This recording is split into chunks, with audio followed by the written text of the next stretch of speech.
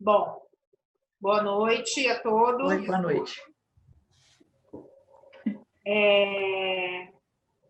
Hoje a gente vai falar sobre a pandemia e as pessoas com deficiência. A gente está vivendo um momento atípico.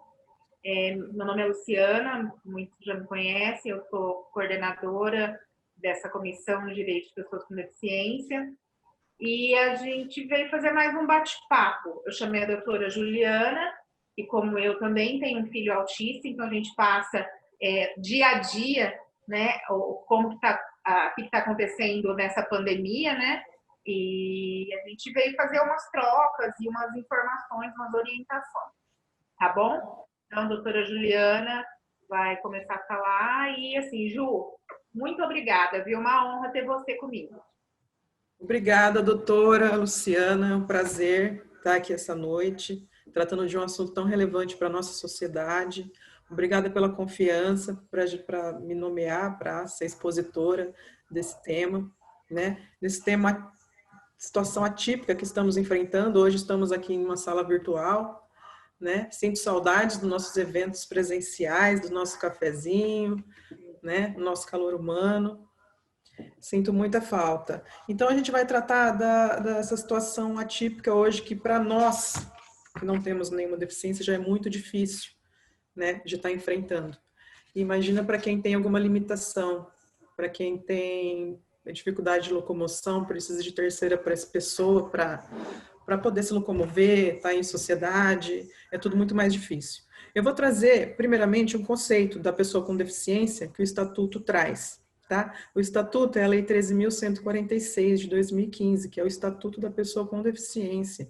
O artigo 2º traz: considera-se pessoa com deficiência aquela que tem impedimento de longo prazo, de natureza física, mental, intelectual ou sensorial, o qual a interação com uma ou mais barreiras pode obstruir sua participação plena e efetiva em sociedade em igualdade de condições com as outras pessoas. O que o legislador quis dizer? Que a pessoa com deficiência tem que ter igualdade de condições, né? Mesmo com as suas limitações. E a pandemia hoje é a maior barreira que está aí regredindo nos direitos conquistados, né, anteriormente. Está impedindo muita a locomoção das pessoas, a participação em sociedade. A gente, para ir ao mercado, por exemplo, já é difícil.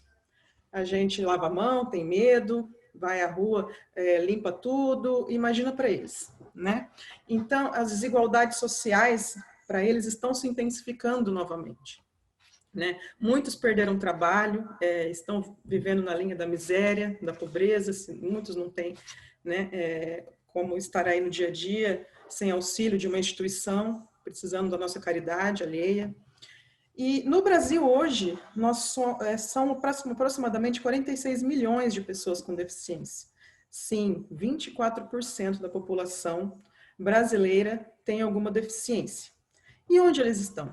A gente não vê, né, todos eles na rua, todos eles ali, principalmente agora em tempos difíceis de crise, nessa pandemia. O que a gente precisa fazer? Garantir o direito e a inclusão dessas pessoas. Elas têm que estar ali incluídas, a gente tem que estar atento a tudo, tá? Nesse momento de crise, de dificuldade. Vamos falar agora dos cuidadores, né? Os cuidadores também são importantes agora nesse momento. Muitos cuidadores são membros da própria família da pessoa com deficiência, né? Elas são, às vezes, a mãe que é auxiliar em tudo, escolar, a mãe que faz a comida, que tem que ir às ruas para poder trazer o alimento para casa e pode contaminar essa pessoa com deficiência, né? Eu li uma história muito triste que aconteceu na China, né? Um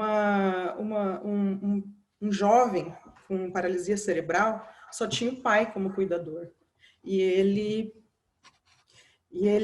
o pai foi cometido com o Covid, ficou de 40 a 50 dias internados e esse rapaz faleceu no abandono. Então, a gente tem que estar aqui atento a isso, né? Olhar para o nosso vizinho, ver onde estão essas pessoas, se tem alguém próximo da nossa residência precisando de auxílio. Esse momento, eles não podem estar invisíveis, certo?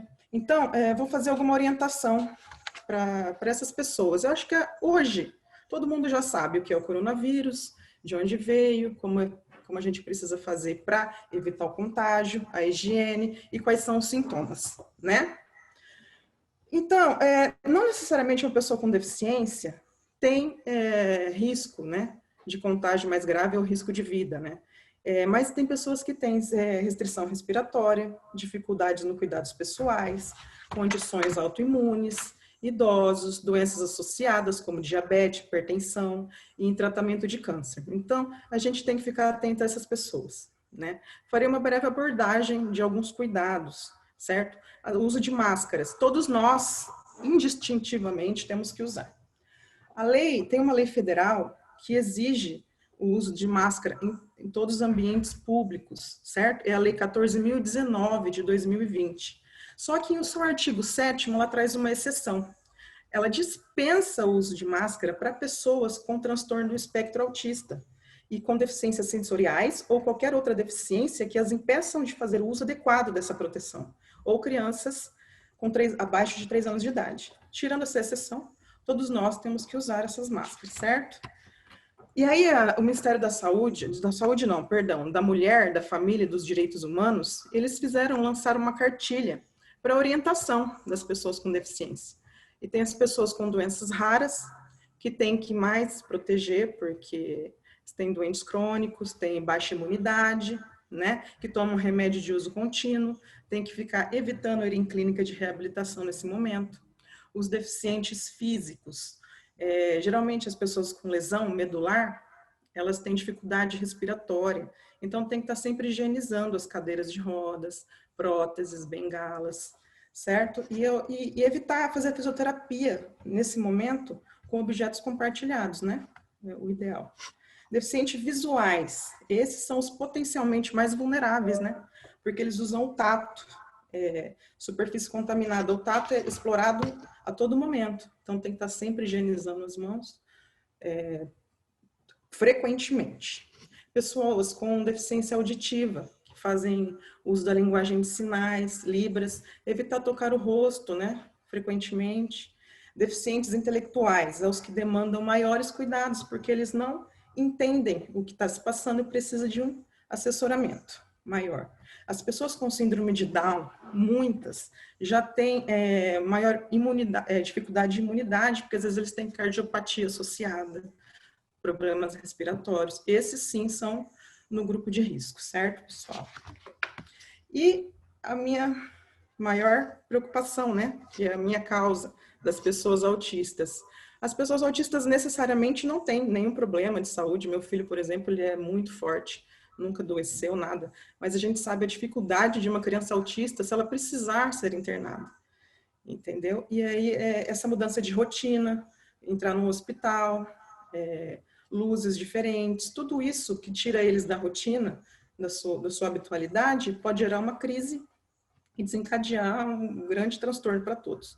Então, eu cuido com bastante frequência, fico em cima ali no cuidado com eles. E aí vem uma outra questão nesse aspecto. Se uma criança, um jovem ou qualquer pessoa com deficiência precisar ser internado com o Covid-19, ele vai ter direito ao acompanhante para estar com ele ali, uma pessoa de confiança, né? O Estatuto da Pessoa com Deficiência traz que sim.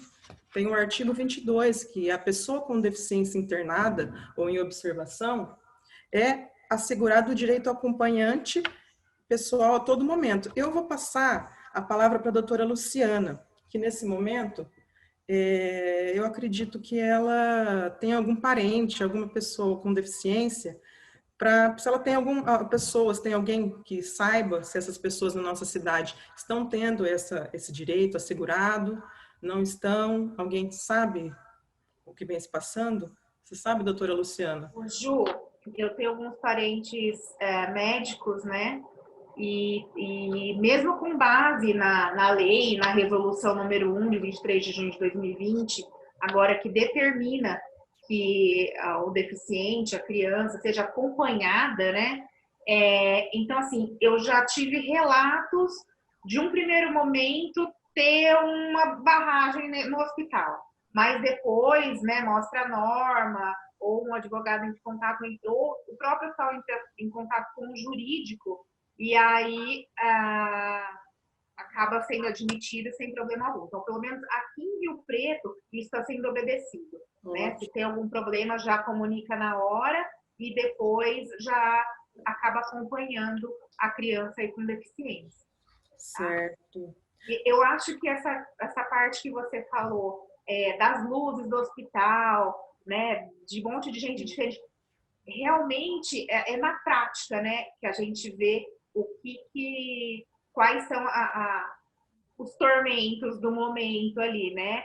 Porque cada criança reage de um jeito, né? E eu falo mesmo do uso de máscara, por mais que haja uma exceção, né, das pessoas com transtorno espectro autista não usar a máscara, eu tento que meu filho use a máscara, né? Eu tento fazer que ele usa. A maioria do momento ele acaba usando, mas tem hora que realmente tira automaticamente e depois a gente pede para colocar, mas isso eu vejo que não é só da criança com espectro do autismo, qualquer outro tipo de deficiência, é da criança, né? Então, isso é uma questão até cultural para a gente forçar mesmo, né? Ensinar a ter esse hábito de colocar máscara, eu coloco ele para lavar a máscara dele, né? Para culturalmente, daqui para frente, ele entender que é dessa forma. Né? Então, é só dentro de casa, que às vezes não, mas às vezes ele quer ficar com a máscara dentro de casa. Mas eu falo, não, filha, dentro de casa já não precisa.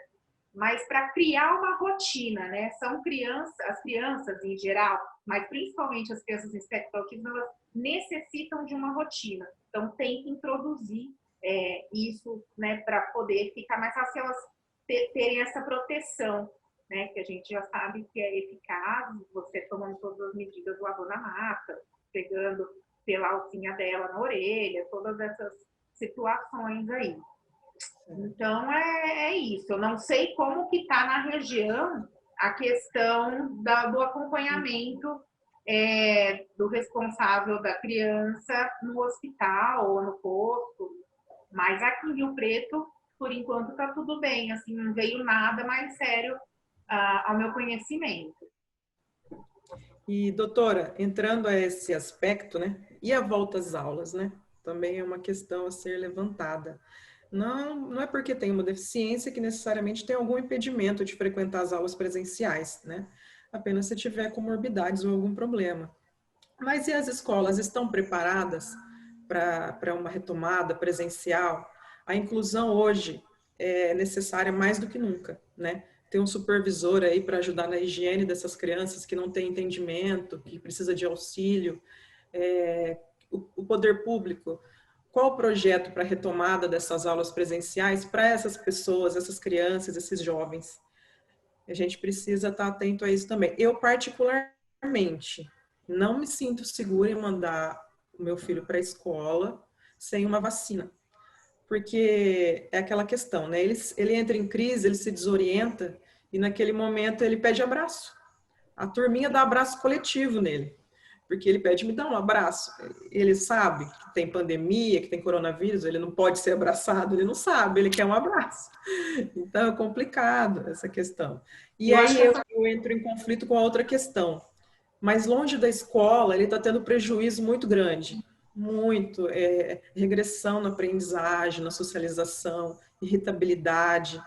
E então eu fico nesse impasse. Eu mando para a escola vai estar preparada, mas se eu não mandar, ele vai ficar mais atrasado, porque ele já tem a deficiência intelectual dele, então ele já é atrasado, né, um termo meio forte, mas ele já tem uma limitação natural, e a gente é uma insegurança total, né? Acho que para qualquer pai, para qualquer mãe, de qualquer criança, até neurotípica, né? Mas aí fica essa questão. E esse um momento atípico que eu acredito que só na prática a gente vai começar a orientar e ver como que eles vão também se portar, né? Porque se criança da idade dos nossos filhos que não quer o contato com o amiguinho, não vai pegar essa máscara, vai ficar de estilingue ou etc, né? São crianças, né? Independente de ter deficiência ou não, isso é uma situação extremamente atípica. E realmente acho que só com a prática e orientação, isso aquilo, a gente vai aprender junto, né? Então... Com certeza. E tem aquele meme, né? que não pode deixar. A escola a gente já não consegue controlar piolho, vai controlar o vírus. Mas dizem que agora o pessoal usando ivermectina, ninguém vai ter piolho tão cedo, né? Vai ser bom para ele. Mas brincadeiras à parte, só para descontrair, é uma situação difícil. Nesse país já são mais de 111 mil mortos, né? Nenhuma guerra matou tanto no Brasil, entendeu? Que a gente tem notícia. Então, a gente fica com medo, tenso, é tudo muito difícil. E para essas pessoas com deficiência, crianças e jovens autistas, é tudo muito mais difícil. E aí tem a questão de quem já teve a retomada de aula, né? Que foram em outros países. Teve aumento no contágio dessas crianças. Mas a gente não sabe, né? É o que a doutora falou. O mundo não está preparado, né? Exatamente. Tem essa questão, né? Então, é diferente para todo mundo. E eu falo até da questão, acho que uma coisa que melhorou, né? A questão da higiene, né? Muita gente a gente não tinha muito, o pessoal não tinha muito hábito de lavar a mão. Agora, pelo menos, estão lavando a mão, vai criando esse hábito. Então, por isso que eu falo, é importante criar uma rotina, criar um hábito, né? De lavar as mãos, usar máscara, usar máscara, porque isso vai entrando na gente e acaba sendo o novo normal, né? Que as pessoas falam. Agora, daqui para frente vai ter que ser assim, porque o vírus está aí. Né? A hora que tiver vacina, ótimo, a gente toma, mas o vírus é mutante. Né? Então, a gente sabe que daqui para frente a prevenção é o ideal. Né? Cada um cuidar de todo mundo. E eu achei muito bacana no que você falou de ter um vizinho e ali eles estarem doentes, você nem saber o que está acontecendo. Eu acho que é uma questão cívica até, né? Hoje em dia, você atuar como sociedade mesmo, né? As pessoas acabaram tendo que olhar umas para as outras. Por mais que a gente esteja virtualmente aqui, mas qualquer sinal que uma pessoa já dá que não esteja tão bem, acho que a gente já... Opa, peraí. O que está acontecendo, né? A gente está se preocupando mais com o próximo. Então, eu acho que é um ponto positivo da pandemia, vamos falar se quer que é um ponto positivo, mas eu acho que isso acabou tendo um pouco mais de social, né? O que estava faltando. Essas ponderações que a gente queria fazer mesmo sobre, inclusive, a retomada das aulas, né? Tem até outra questão dos surdos que fazem linguagens, se comunicam com a leitura labial, linguagem de sinais, dizem que o uso de máscara vai impedir muito, né, essa questão deles poderem se comunicar. Então, estão estudando fazer máscara transparente para ajudar, mas e como é que quem vai produzir essas máscaras? Ou limitar a sala de aula, o professor que precisa dessa questão não usar. Então, são muitas questões a serem levantadas. Eu acho que é uma situação muito complexa, né? E acho que cada vez vai se criando mais dúvida, né? E vão surgindo mais questões a respeito do tema, porque é diário agora. Então, todo dia você encontra uma barragem, né? O que eu faço agora com essa situação? Né? São fatos diferentes. Gente, eu queria que vocês abrissem o microfone para a gente fazer um bate-papo, perguntas, quem tiver. Acho muito interessante, porque eu acho que todo mundo tem dúvidas e todo mundo está passando pela mesma situação, né? Então, eu acho muito legal isso. Doutora, posso falar? Claro. Deve, doutor. Quero parabenizar as advogadas presentes, principalmente as que têm filho com deficiência ou não. Eu estou vendo aqui em casa o quanto é difícil a questão de ser mãe. Né? Já não era fácil, agora acho que piorou um pouco. E mãe especial, é mais difícil ainda. Especial deve ser um pouco mais difícil ainda. E eu vejo a minha esposa, ela luta com o nosso filho um pouco menor que a gente tem, com 16 anos, já é complicado também, porque não fica muito na frente do computador, quer sair toda hora tem fome, toda hora quer beber água. Gente, não é fácil. Vocês estão de parabéns. Obrigada. Mais parabéns ainda. Né? A minha esposa está de muito parabéns, porque eu perco a paciência em 2 minutos. Mas, doutor, os parabéns têm que ser dados realmente para as professoras, principalmente as professoras que alfabetizam uma criança especial, elas são fantásticas. Escrever uma máquina, escrever bola, sem surtar, sem bater a cabeça na parede, elas são maravilhosas. Tem que tirar o chapéu dela. Essa didática, essa paixão, né? Elas têm uma paixão pela profissão. E isso transmite para a criança e dá segurança para a criança, que é o principal, e aí ela desenvolve. Exatamente. Essas ponderações.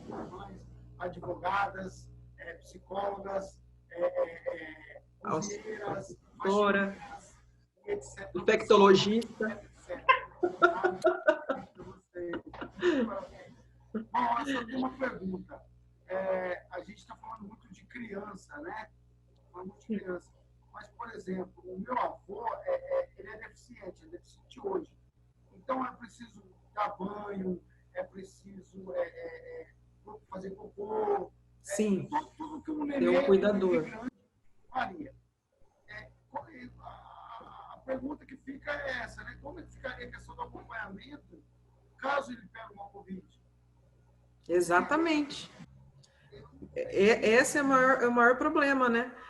Na prática, a gente vai ter que ver. Eu tenho uma avó de 97 anos também.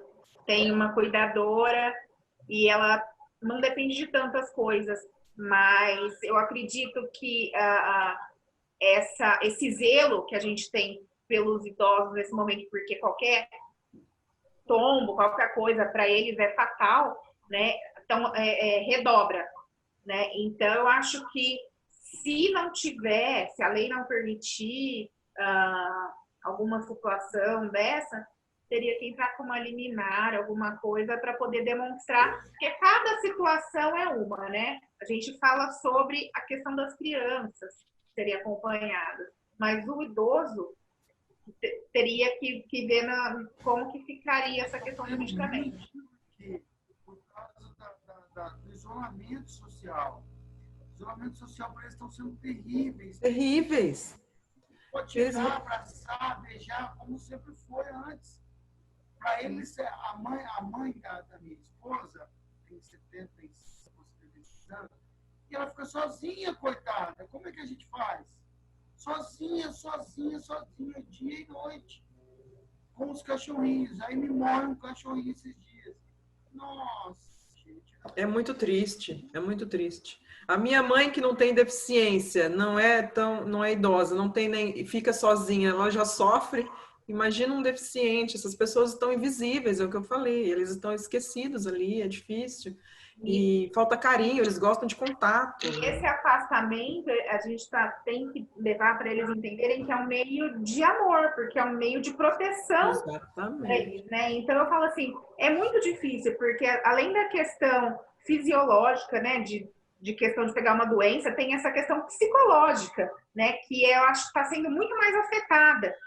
Né? As pessoas estão ficando deprimidas, né? Então, teria que ter sei lá, eu penso numa política pública sobre uma orientação sobre a parte psicológica. O Estado fornece atendimento psicológico para a pessoa com deficiência? Eu não estou te ouvindo, doutor. O Estado fornece atendimento psicológico para a pessoa com deficiência? Olha... Ou deveria fornecer? Na verdade, é assim, você faz os requerimentos de acompanhamento, né? Por exemplo, com terapia ocupacional, psicólogo, isso, aquilo, e eles analisam caso a caso. Então, mas você tem um laudo falando da deficiência dessa criança, dessa pessoa, que seja, né? Muitas vezes, né, as pessoas, elas são carentes mesmo a isso, porque o próprio governo não dá conta. Né? E as pessoas também não procuram, nem sabem que existe isso. Né? Eu falo assim, que é muito mais embaixo. A gente é muito privilegiado, porque a gente sabe onde a gente pode recorrer, né? Os direitos que a gente tem. Mas a maioria, vamos falar, 90% não. Então, é muito, muito complicado, é muito complexa essa pergunta, né? É complicado. Os atendimentos, dá para ouvir? Dá. Dá. Os atendimentos, a gente sabe que por conta, né, do Covid, o pessoal está fazendo tudo linha de frente, né? Então, deu uma boa parada, né? Então, você sabe que das crianças, né, eu estou falando assim, né, tem o CAPS, né, que é um centro, né, psicossocial de atendimento, né, a crianças e adolescentes, e agora o núcleo de saúde mental que tem no ARI, né, então tem muita coisa que assim, eles estão trabalhando, dá para ouvir? Dá, ótimo. Eles estão trabalhando com as coisas de urgência, né? Urgência e emergência, as UBSs, né? Então, é uma coisa para ser analisada, igual a Luciana falou, né? Ir até o local, né? Se a pessoa não tem convênio e solicitar e ver, né? Como é que está. E a pessoa, ela ter esse hábito de procurar ajuda, né? Porque é muito complicado você fiscalizar tudo isso. Então, primeiramente, ela tem que pedir, ver que tipo de ajuda consegue fornecer. E eu acho que você indo atrás também, pedindo, é um meio de forçar o poder público a melhorar o serviço ou a ter o serviço, né? Porque se não tiver crítica, né, as coisas não funcionam. Se não tiver pedido, não vai existir aquela situação. Oi?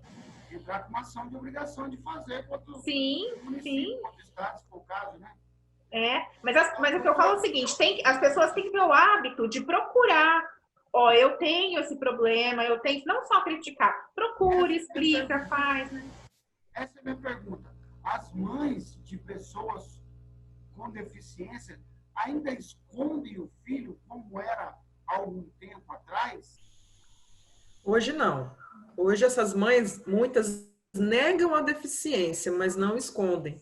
É mais fácil entrar numa negação e achar que a pessoa não tem nada, a criança não tem nada, do que encarar e começar a cuidar e tratar, né? Existe um preconceito. É um período de luto, né? Quando a pessoa descobre a deficiência do filho, porque quando você vai ter um filho, você faz toda uma programação, né? Ou vai ser médico, ou vai ser isso. E a hora que vem o diagnóstico, muitas vezes a mãe se culpa, fala, gente, o que está acontecendo? Por que comigo? Então, mas ela precisa passar por esse período, e eu falo assim, a família inteira precisa ser orientada, né? Precisa ser tratada. E, doutora, deixa eu fazer um parêntese só nisso que você falou, na questão do se sentir culpada.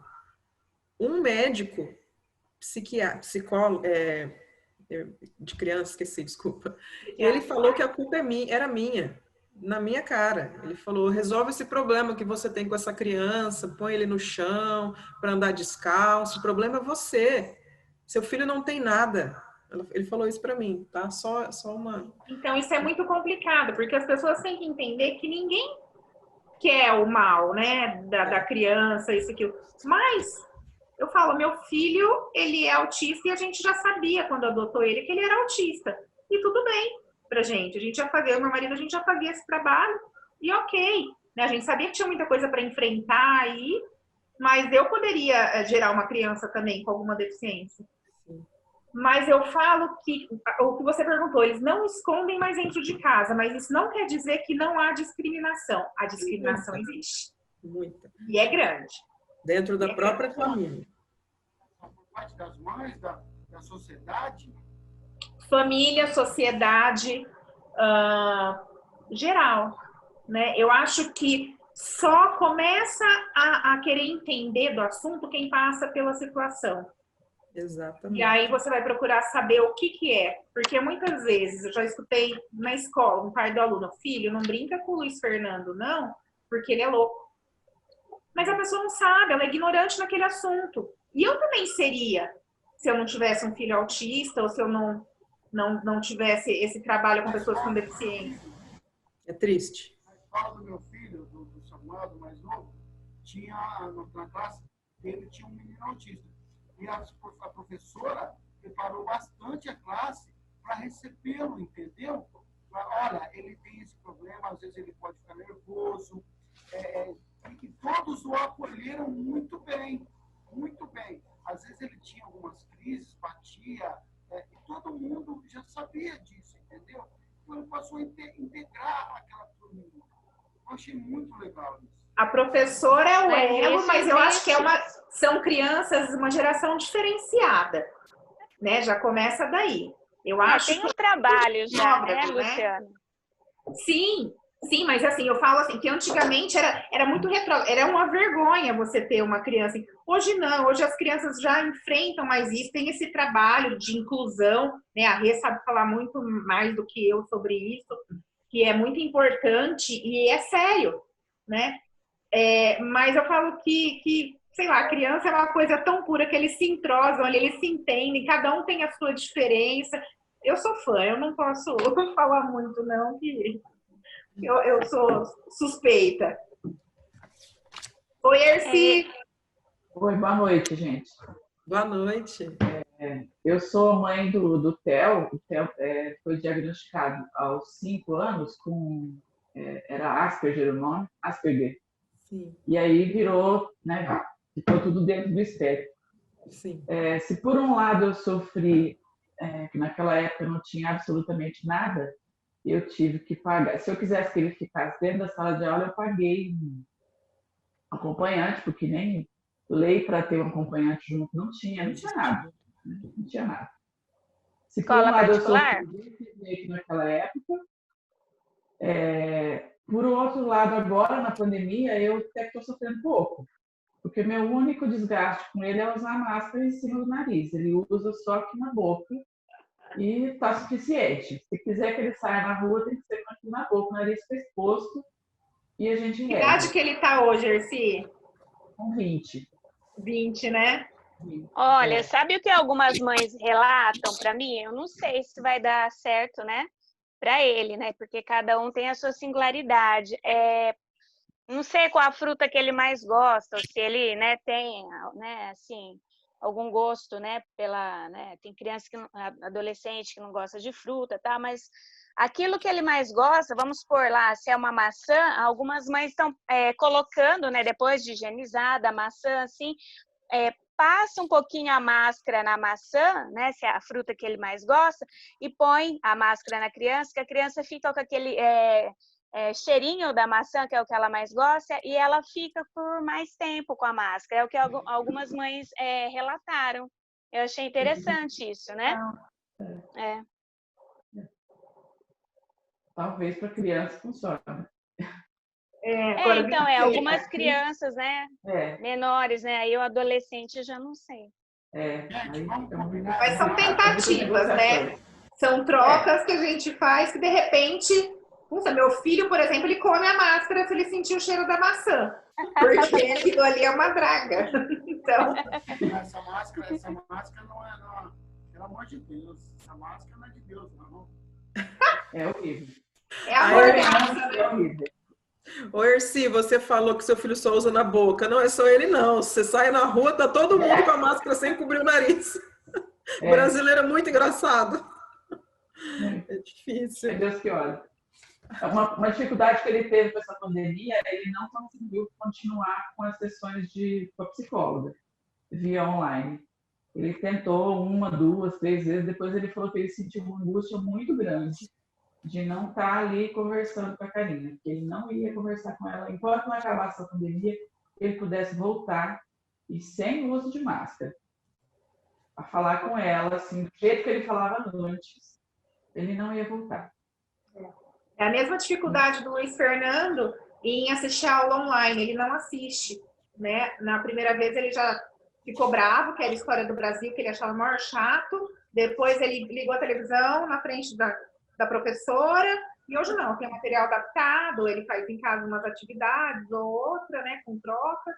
Mas a aula online não funciona para eles, precisa ter esse contato, né? Eles estão acostumados com isso. Então fica muito superficial. Se pra gente é ruim, você imagina para eles, então, né? Isso também é uma coisa que eu não consegui controlar o Theo na questão do abraço, de quando ele gosta de alguém, quando ele gosta de alguma coisa, alguém trata bem, ele já quer abraçar, quer beijar, quando encontra a tia, quer abraçar, não tem como. Ele fala, me dá um abracinho, eu tô tão triste. Para todo mundo. Então... Eles têm muito afeto, né? E aí falta mesmo, para eles é um complemento da rotina até deles, né? Ter esse contato. Não, eu não falo mais nada, não, eu choro aqui, porque tá um momento, você tem que rebolar para tentar, às vezes, tirar o foco deles de alguma situação. E eles querem ir para piscina, parquinho. Então, aí ele passa na frente do parquinho, não pode, é coronavírus, né? A piscina está fechada, é coronavírus, tadinho. Então, ele está entendendo que ele não pode fazer mais nada por causa desse coronavírus. É tão triste, é uma situação difícil que a gente está enfrentando, né? Mas vamos torcer para isso tudo passar logo. Pode falar, doutor. Como é que é a questão? A gente vê muito em televisão, que eu não vivo, tá? Não vivo essa realidade, por isso eu não sei.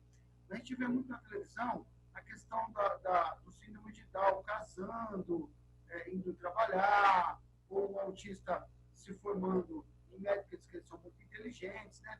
Isso é realidade? Isso acontece? Como é que está sendo assim? Sim, é realidade. O próprio Estatuto da Pessoa com Deficiência garante todos os direitos a eles, né? Casar, estudar, mas existem as barreiras, os preconceitos, né? Da sociedade. A sociedade não está preparada para aceitar o diferente, né? Infelizmente. Por isso que a gente está aqui, a gente tem que estar sempre falando, sempre ensinando as diferenças de todos o tipo, né? De qualquer tipo de deficiência.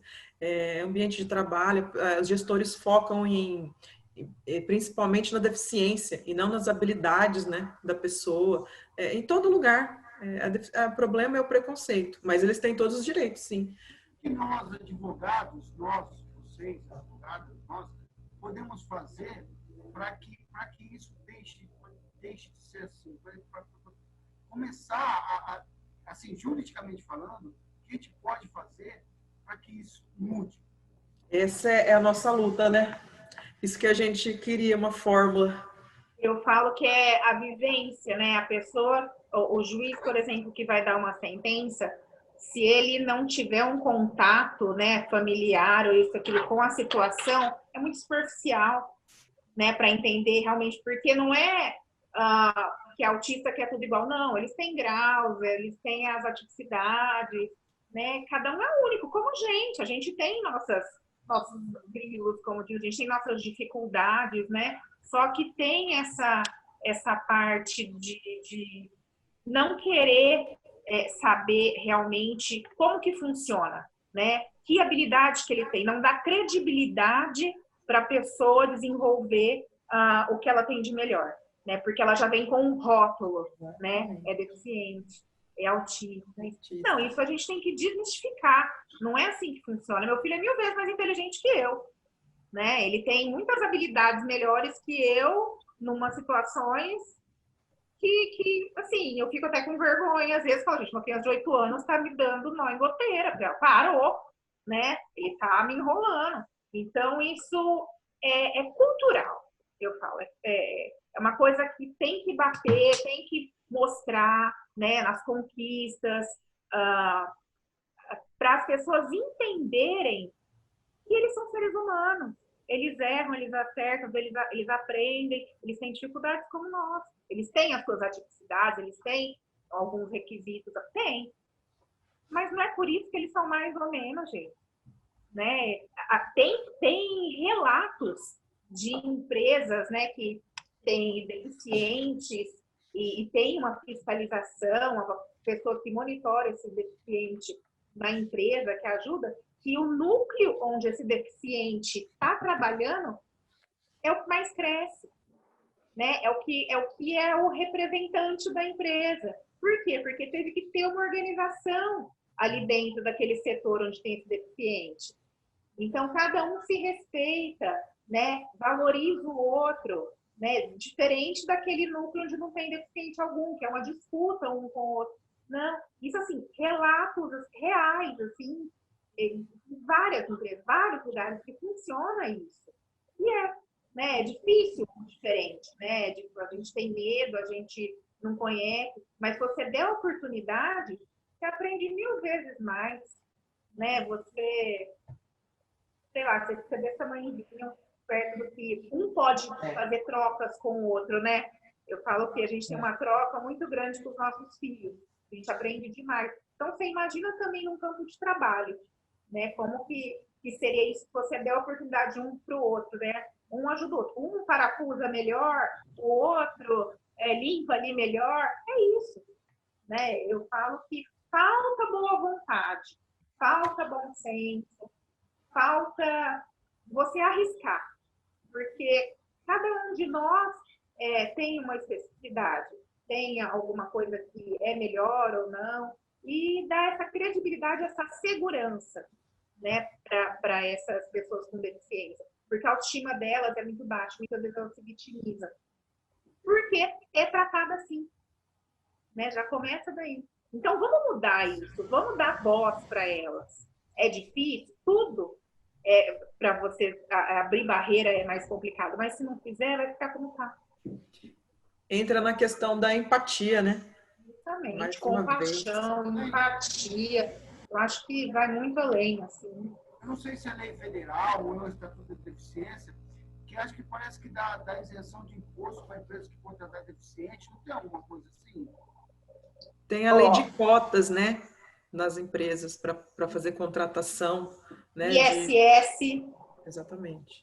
As empresas continuam pagando os impostos, né? Que a gente sabe que é altíssimo, mas não tem. Não sei se tem algum benefício para a empresa, não. Eu acho que a empresa é obrigada a contratar. Então, ela arca com várias coisas, né? Então, ela não tem incentivo também para isso. Então, é muito mais fácil ela cumprir a cota e colocar a pessoa com deficiência ali naquele cantinho, né? Porque senão ela vai receber multa, né? Do que ela realmente colocar essa pessoa num local que ela vai se sentir estimulada. Entendi.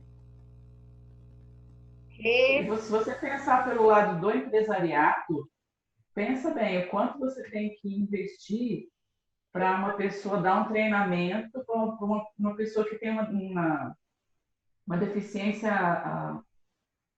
de aprendizado. Sim. Ela tem que ter um acompanhamento diferenciado, ela não pode ser largada lá daquele jeito. Porque ela se tem que ter um acontece acompanhamento. Quem é que vai fazer isso? É a falsa inclusão. Imagina, imagina, você se coloca no lugar do empregador também. O quanto ele tem que investir naquilo e ele também não tem nenhum retorno. E fora a responsabilidade, né? Se acontecer alguma coisa, né? Uma ação, né? O que seja. Então, assim, falta casar muita coisa, né? As pessoas ele consegue pegar, por exemplo, um deficiente físico com um pequeno defeito, que tem um intelecto normal, é muito mais fácil. Sim. Aí, com aquilo, ele preencheu a cota e ele está bem. Eu já tive casos, né, das pessoas ligarem e falar assim, doutora, empresa, a senhora que é coordenadora da comissão, aí está como coordenadora, sabe me falar onde que eu consigo um deficiente que só manca ou que só não enxerga de um olho?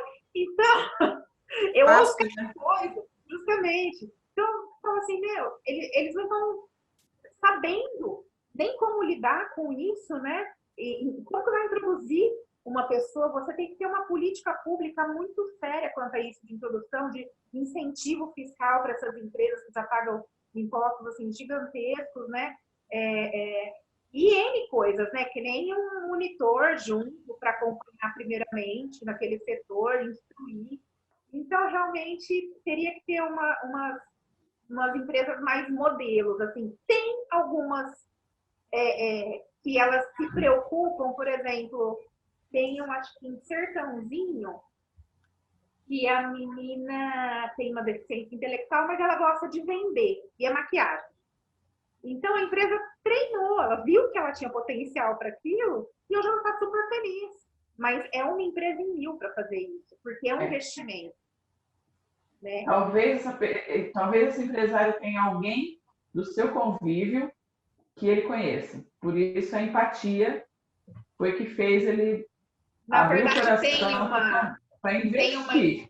Tem uma parte de recolocação no mercado de trabalho para deficiente. Eles estão voltados hoje a apresentar isso para as empresas e depois fazer um trabalho para ver qual é os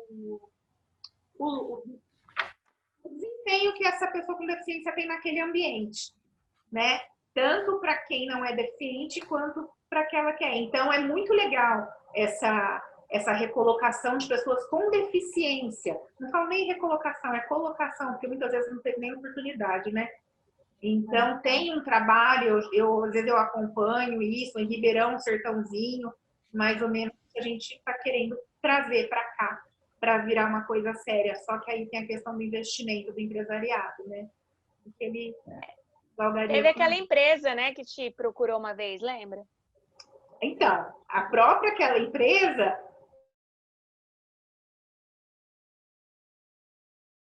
foi uma das, né, que pediu um deficiente não tão deficiente. Entendeu? É um deficiente, mas não muito, por favor, tá? Mais ou menos. Foi uma reunião aqui no escritório e eu fiquei com vergonha até. Porque eu falei assim, meu Deus do céu, não acredito que esse povo está aqui me falando isso. Eu comecei a rir, né? É a mesma coisa de falar, não, é porque a sua deficiência é maior que a minha. Não, deficiência, a lei fala em deficiência, não qualifica qual que é. Isso. Então, a gente ouve cada coisa que eu falo assim, nossa, a gente tem muito a evoluir, todo mundo, né? Todo mundo. Realmente é essa questão difícil agora, né? Que tem agora para vir é o pós-pandemia, né? Esperamos que tudo isso acabe logo e que o pós-pandemia, o novo normal, seja mais fácil, né? Para as pessoas com deficiência. Tenha mais inclusão, tenha mais, né, empatia do poder público e de todas as pessoas.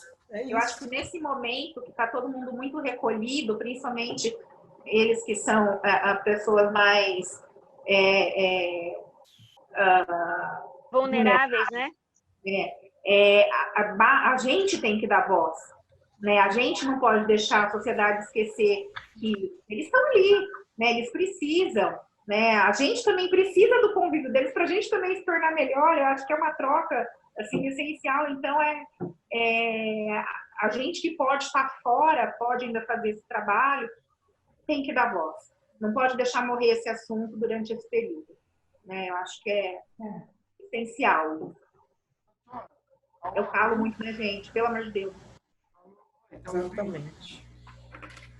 Essas considerações, tem alguma coisa mais a incluir? Alguém quer alguma coisa a relatar nesses períodos difíceis? Tá me ouvindo, Juliana?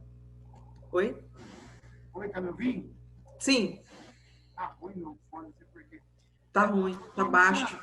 E se mandasse a comissão, né, da pessoa com deficiência, mandasse um ofício para a CIRP? Já tem. Já tem tanta coisa, palestras, ofícios, Merci. Tem tanta coisa. Você não sabe o movimento de mães, que as pessoas não gostam, mais ou menos, dessas mães. Incrível, tem mães muito sérias, mas tem mães que a gente, mas é que eu falo, é cultural, uma coisa que você tem que plantar ali é sementinha, gente. Né? Não deixar morrer história. Todo dia você bater na mesma tecla, você ir atrás, como tudo que foi conquistado até hoje. Direito das mulheres mesmo, a gente tem muita coisa ainda a conquistar, mas até hoje foi conquistado por causa disso. Né? Porque você tá ali enfrentando, dando a cara para bater. E a gente que é mãe de criança, a gente tem obrigação de dar a nossa cara para bater. Né? Muitas esperam que a gente faça alguma coisa para elas galgarem o lucro, né? O lograr. Mas não. Todo mundo tem que ter essa cultura de que tem que dar cara para bater. Né? Você é para o bem maior. Claro, é nosso filho. E as crianças de hoje são os seus adolescentes, os adultos de amanhã, né? Exatamente. Eu fico super preocupada com essa questão do ingresso no mercado de trabalho, né? Porque eu quero meu filho feliz, assim como eu sou feliz no meu trabalho. Erci, eu queria congelar o meu filho, criança. Tenho medo, São fases diferentes. São fases diferentes. Eu vi você falando da CIRP aí. No caso do meu, por exemplo, eu não consigo imaginar ele inserido numa empresa fazendo o quê?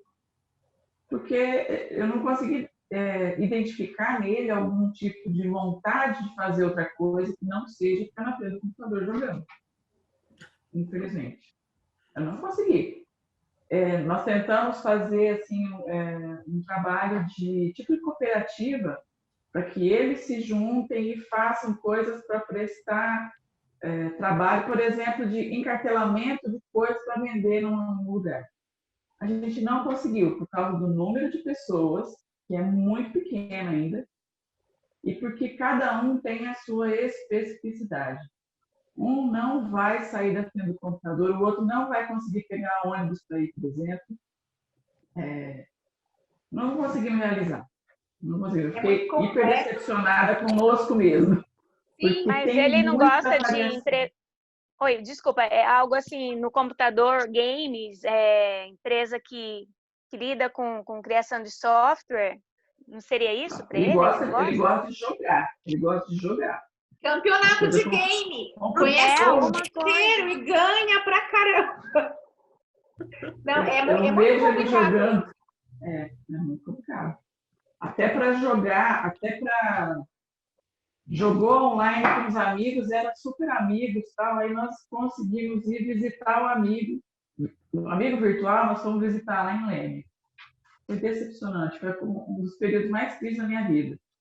Por quê? Aquele menino de 15 anos é um menino típico, né? Ele não gostou do que ele viu. Ele gostava do Jason, que é quem estava jogando virtualmente, mas ele não gostou do dele. É muito complexo. Não é um cara de 15 a 18 anos, não é igual. É diferente. E aí a tristeza foi muito grande pro meu coração. Deu uma recuada. Eu imagino. E aí ele não busca outras fontes porque acho que ele também tem medo de se machucar. Ele está ficando cada vez mais isolado. Da própria proteção, né? Para não sofrer mais. Eu falo, os casos são muito pontuais, né? Assim, cada um é de uma forma. A gente tenta estimular isso aqui, mas a gente também tem muito a aprender como que vai ser feito isso, né? Talvez hoje em dia, com esse trabalho home office que vai continuar, né? Pelo menos para muita gente, talvez seja um caminho, né? Dele estar jogando ali, né? Então eu falo assim, tem muita coisa ainda a descobrir, né? Tem muita coisa. Eu tento todos os dias ver o que pode despertar nele, assim, eu ainda não consegui. Doutor, você quer falar alguma coisa, doutor Leandro? Esse tá me ouvindo? Eu estou ouvindo. Você como mãe, tá? O senhor é um pouco mais velho, das outras doutoras ainda são um pouco menores. Mas como é que é o desapego? Como é que por exemplo, se ele começar a namorar, ou se ele sair para trabalhar? Porque até então ele é só seu, né? A sua vida é para ele. E como é que é isso? Olha, ele fala desde sempre que ele nunca vai casar, que ele não vai namorar. Ele não entrou ainda muito assim na fase sexual de olhar para fora. Ele ainda usa a sexualidade só para ele. Ele não despertou ainda para isso, então ele fala que ele não vai casar. Nós fizemos um tipo de um estágio com ele, uma TO que ele fez uma vez de prestar trabalho. Ele ia lá e, por exemplo, ela pedia para ele tirar cópia, fazer coisas assim bem básicas. Durou uns 6 meses. Aí ele começa a ficar agressivo e tem um retrocesso muito grande na convivência e não deu para seguir em frente. O que ele se identifica muito é com exercício físico, com um determinado professor, não é também qualquer um, não. A vida social dele é ir nessa academia, tanto é que no começo, quando não pôde ir, ele ficou uns 3 semanas aqui, que aí eu pensei que ele ia surtar de vez mesmo. Mas aí quando ele pôde voar, aí ele sai para caminhar com o professor. Eles vão até a academia, só ele, professor, na academia, com tudo fechado, rezando para não passar uma fiscalização, porque senão o cara está perdido, porque ele precisa dessas referências físicas. Assim. Eu acho que eu estou preparada para desapego. Quem não está ainda é ele. Exatamente. Ele está adorando essa história de pandemia, porque assim ele precisa sair menos ainda. Está protegido, né? Aconteceu um fato muito interessante. Abri um posto de gasolina com confeitaria boa aqui perto de casa. Aí ele falou assim que ele queria a independência dele, que ele queria ir lá sozinho, e ele foi. Ele está indo, ele vai lá todo sábado. Primeira vez ele esqueceu a máscara, ele comprou uma máscara lá, porque ele tinha dinheiro sobrando. Ele não sabe mexer com troco, não sabe fazer ainda direito. Mas ele está indo e eu estou muito feliz, porque ele atravessa a avenida 2 vezes, 4 vezes, né? Ele vai lá, entra sozinho, se comunica, volta com o pão para casa, e aí depois fica se culpando porque aquilo vai fazer ele engordar. Essa parte está melhorando também. Mas, por exemplo, tem um pessoal que é mais, uns adolescentes que eles eram do CAPS, e eles se reuniam, né? Semanalmente, eles se encontravam em algum lugar e ia, por exemplo, no shopping. Mas sempre termina em comida, alguma coisa. E aí o Theo fala que não quer, porque isso vai atrasar todo o regime dele. Mas não é porque esse contato com muito mais gente ainda é muito dificultoso para ele ainda. Eu conheço esse grupo desses adolescentes. Então, Eles lá tem têm o Gabriel autonomia, Rezende. Isso, eles têm autonomia. Gabriel Rezende, ele fazem de adora tudo. convivência. Ele não vê a hora de conversar com gente e saber da vida e tal. O Theo não. O Theo não suporta. Adora o Gabriel Rezende, mas não suporta sair com o Gabi para fazer algumas coisas. Falou, cada um é cada um, né? É muito especificidade. É tudo que uma mãe quer, doutor, é que o filho seja independente, que vá, né, Erci? Mas se ele tiver que ser nosso, a gente Tanto é aceita. que essa história da máscara, por exemplo, ele começou a usar só na boca, eu falei, pensei comigo, isso é uma luta assim, ou eu deixo ele ir para a rua com a máscara só na boca, ou então ele não vai para a rua. Sim. Eu deixo ele só assim. Se alguém falar alguma coisa, eu não sei. Depois eu vejo e conto para vocês o que vai acontecer. Um passo por vez, né? Um passo por vez. Vamos indo. Gente, alguém tem mais alguma questão? Porque eu fico assim a noite inteira, né? Não, é tanto assunto. A Erci, a Rê, né? A gente fica a noite inteira falando sobre isso, porque é muito bom. Nossos cafés normalmente duram horas, né? É assim, dias. Então, Mas obrigada, viu, pessoal, pela atenção. obrigada pela presença. Obrigada, Erci. Obrigada, Rê. Obrigada, todo mundo. Obrigada, Ju. Obrigada, doutora. Contem com a colaboração da comissão para o que precisarem, né? Sempre. Eu não trabalho, Porque a gente está aprendendo junto, eu falo. Se eu puder ajudar. Perfeito, doutor. Tamo junto, doutor Leandro. Entra na comissão, convidado. Participe. Participa da comissão. Manda lá o e-mail para a OAB, participa da comissão, sim, vai ser muito bem-vindo. Será muito bem-vindo. Gente, então vamos encerrando. Um abraço e obrigada a todos pela presença.